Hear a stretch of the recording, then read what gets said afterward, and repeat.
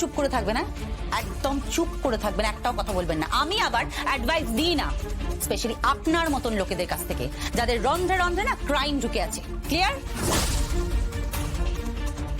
Barat, ma'am. কি বলছিলে? Ma'am বলছি ব্যাপারটা খুব জটিল হয়ে যাচ্ছে। আই এম সরি, আমি এগুলোই তো পেয়েছি ইনভেস্টিগেশনে। ওকে। ম্যাম তাহলে কি ওনাকে কি অ্যারেস্ট করতে পারি?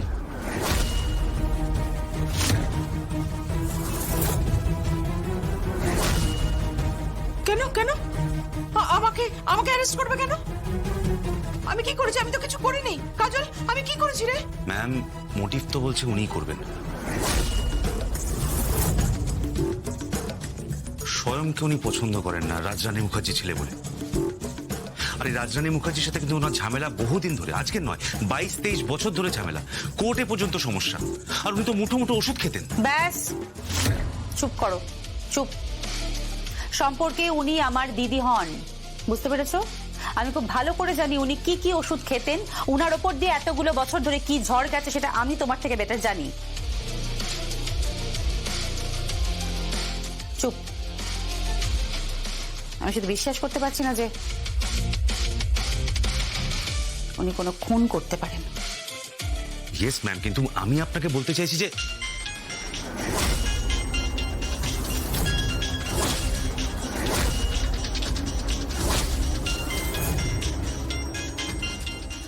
Excuse ma'am. ম্যাডাম, রিভলভারটা প্লেস করে দিয়েছি আর পুরো ইনভেস্টিগেশনটাও করে নিয়েছি। এবার চার্জশিটটাও ফ্রেম করে দেবো। চিন্তা করবেন না, সাক্ষী মুখার্জিকে তুলিয়ে দেবো। Good, very good, very good. তাহলে সাক্ষীও গেল, স্বয়ংও গেল। মাজা ভেঙে যাবে এবার কাজল ঘোষালের। ডিসিপি কাজল ঘোষাল, ডিসিপি। হ্যাঁ, কত এলো কত গেল। ও যাদের স্যালুট করে না, তারা এই বাড়িতে এসে চা কফি খায়। ও ভুলে গেছে এটা যশোজিৎ মুখার্জির বাড়ি। জানে না আমি এমন এমন চাল চেলে দিয়েছি, ও ও জাস্ট ভাবতে পারছে না। সরি সাক্ষী, সরি, তুমি এ বাড়িতে নট অ্যালাউড। আর স্বয়ংও নট অ্যালাউড। অ্যান্ড বেগাস এই বরাট, বরাট তুমি একদম ভাববে না, তুমি চিন্তা করবে না। এই কেসটা হয়ে যাবার পর তুমি জাস্ট ভিআরএস নিয়ে নিও, কেমন? যত টাকা লাগে আমি দেবো।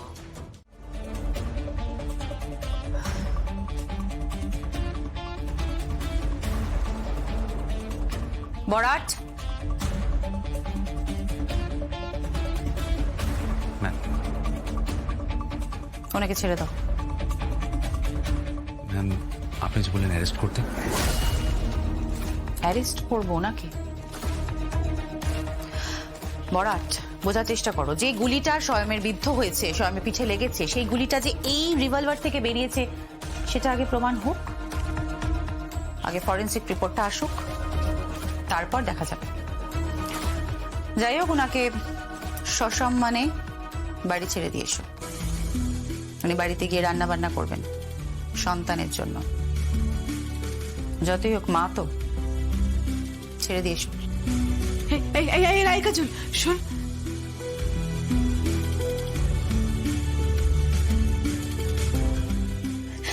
দিদি, জীবনে প্রথমবার কিছু গোপন করেছিলিস। কেন করেছিলিস? তুই স্কুলে গিয়েছিলিস, আমাকে বলিসনি। যদি বলতিস তাহলে আজকে তোকে একটু এই দিনটা দেখতে হতো না। তোর সামনে আমাকে ডিসিপি কাজল সেজে দাঁড়িয়ে থাকতে হতো না।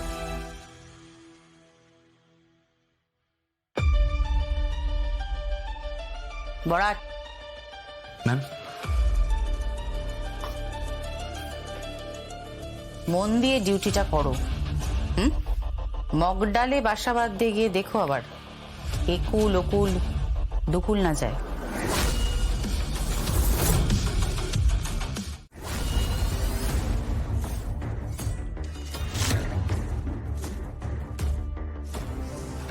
স্বয়ং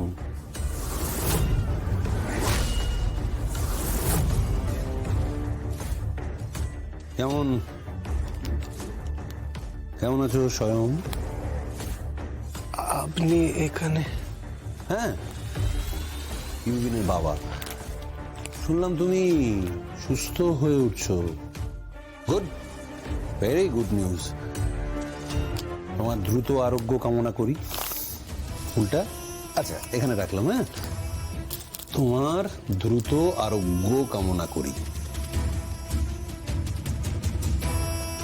স্বয়ং, আর একবার যদি তুমি জুঁইয়ের সঙ্গে দেখা করার চেষ্টা করো, তাকে মিট করতে চাও, তাকে ভালোবাসার কথা বলতে চাও, তাহলে কিন্তু ওই ফুলগুলো অন্য রঙের আসবে। হ্যাঁ, ওই যে সাদা সাদা রজনীগন্ধা হয় না, গোল গোল মালা হয়, ওইগুলো আসবে। সোজা মেরে মর্গে চালান করে দেবো। তখন তোমার বাবা এই বয়সে তার ছেলের শবদেহ কাঁধে তুলবে কিনা, সেই ভার সহ্য করতে পারবে কিনা, উনি ডিসাইড করবেন।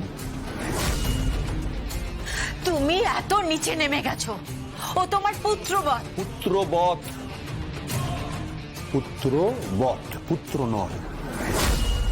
ও তোমার পুত্র, ওই ওই ওই ওই ওই ভিখিরি লোকটার পুত্র ইউবিন। ইউবিন হচ্ছে যশোজিৎ মুখার্জির ছেলে, যে জুঁইকে ভালোবাসে।